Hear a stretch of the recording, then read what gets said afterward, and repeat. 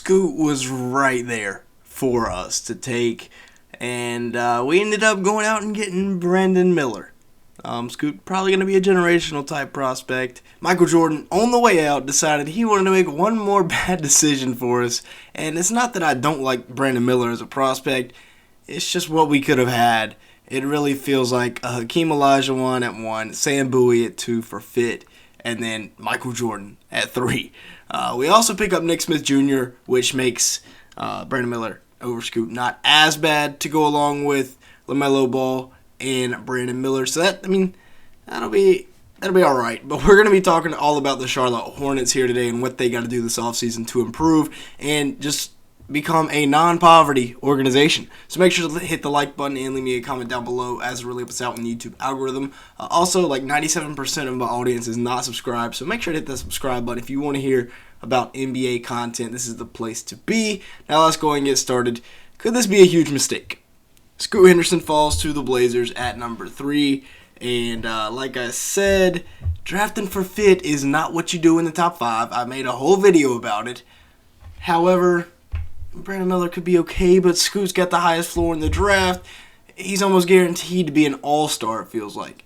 Brandon Miller, he averaged 18 points a game and 8.2 rebounds a game, which, that's nice. Those are good numbers for a freshman. But, when the tournament came around, he got absolutely locked up. He has already criminal record, but he is a very valuable archetype as a 6'9" shooter.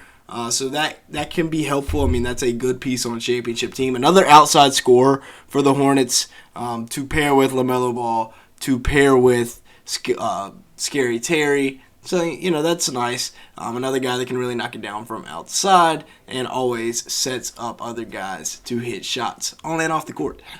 So Brandon Miller is a Charlotte Hornet joining the Charlotte Convicts, which consist of Miles Bridges and James Bouknight. We also get Nick Smith Jr. at 27, the former number 1 overall recruit, which is nice. He was obviously the number 1 overall recruit for a reason, and it makes you feel a little bit better about not getting Scoot Henderson at number 2 because you get a guard with a whole lot of upside. However, the injuries for Nick Smith Jr.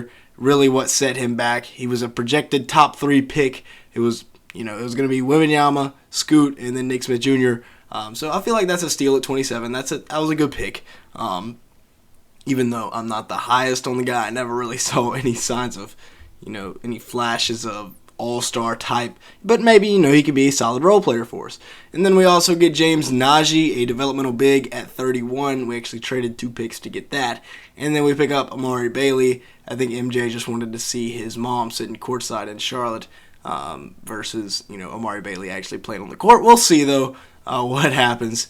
But this draft sets us up for Miles Bridges being a must bring back. We got to have him back. He averaged 20.2.7 rebounds and 3.8 assists. But on top of that, Brandon Miller does not really penetrate and attack the rim. He averages almost 19 a game, but that was mainly on jump shots. Bridges, 50% from the field, almost 33% from 3, also averages a steal and a block. Scoot gets downhill, he attacks. So with Brandon Miller not doing that, we have to bring back Miles because he's going to be the only one that can get into the paint and can score on a consistent basis. Almost 60% on 2-point shots, also gets to the free throw line often and hits those at an 80% clip. He's really going to be our only interior scoring presence other than Big Mark, but Mark can't really create his own offense. If we put Mark in an ISO situation, that would not end up well. Miles Bridges is going to be our only guy that can catch it further than about 10 feet out from the basket and go to work. Mark can catch the lobs. Now, I don't know why, but Kelly Oubre Jr. is expected to walk. He better be, looking for more than like $17 million, because if he signs to another team on like a $15 million deal, I will be livid. Because this is a man that just averaged 20 points, 5.2 rebounds, and 1.1 assists, is the perfect, sixth man, seventh man on a championship caliber team. So why are we letting him walk for nothing? I get the efficiency wasn't there, but he's not a number 1 guy. We've known this. He is an off-the-ball scorer, and he's very good at it. So letting him walk for nothing when he's, in our price range would be a terrible idea. He better be going out and getting a bag. Now, our other free agents, Dennis Smith Jr. and P.J. Washington. Dennis averaged about 9 points a game and 5 rebounds as well as 3.1 assists. Or excuse me, I think those are actually flip-flopped. I put that down wrong. But he was a really nice backup point guard for us last year. Again, in limited minutes as LaMelo's backup. 41% from the field, 22% from three. We're going to look past the shooting splits. We're going to look at what he was able to do, attacking the basket, facilitating, and defensively, because he was really good defensively. P.J. Washington, 15.4 points, 4.9 rebounds, 2.4 assists per game. And actually, as I'm recording this video, it just got announced that the Hornets are making a qualifying offer to P.J., Miles Bridges, and Teo Maledon. 44% from the field, 35% from three, and 1.1 blocks last year for PJ. Now, we do have a bit of a log jam at the guard spot. Dennis Smith Jr., we got to bring him back. He's going to be our backup point guard. But we have about 27 backup shooting guards here. James Bouknight, will he ever pan out? I doubt it. At this point, it's seeming more and more unlikely. You also got the two that you just drafted with Nick Smith Jr. and Amari Bailey, although Nick Smith Jr. kind of feels like that best available player pick. But I do like it. Again, former number 1 overall recruit. And then Bryce McGowan's, our second-round pick last year, was really, really good in the minutes he got. But those 5 guys don't even include the starting guards, which will be LaMelo Ball and Terry Rozier. And if you're counting Cody Martin as a guard, he's going to be getting his minutes.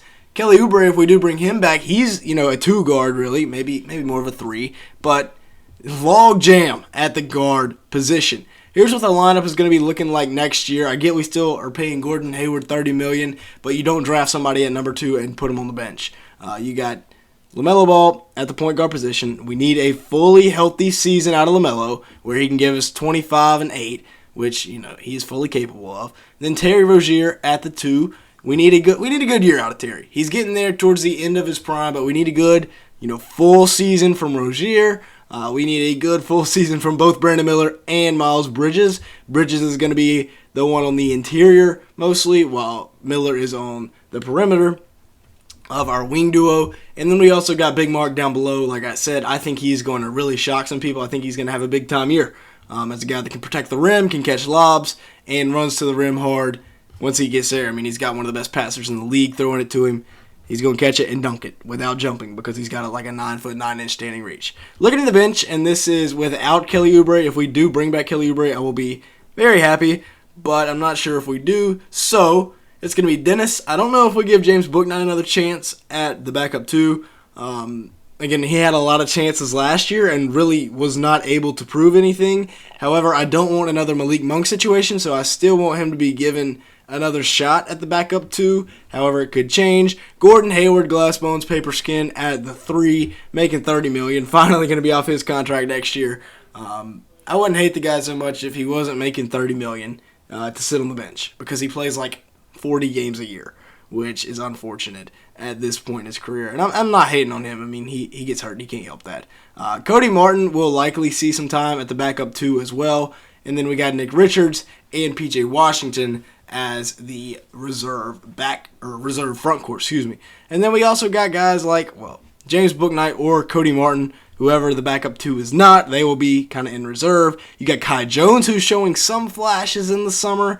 And then JT Thor, both former high picks for you in the draft. Well, mid picks in the draft for you. And then you also got James Najee, Bryce McGowan, Amari Bailey, and Nick Smith Jr. So we'll see how it all plays out. They have a ton of young guys. With that being said, though, that's going to be it for today's video. Thanks so much for watching. Make sure to like button, leave me a comment down below, and hit the subscribe button as well as turning on post notifications, as everything that I just mentioned will help us out in the YouTube algorithm. And with all that being said, thanks so much for watching today's video.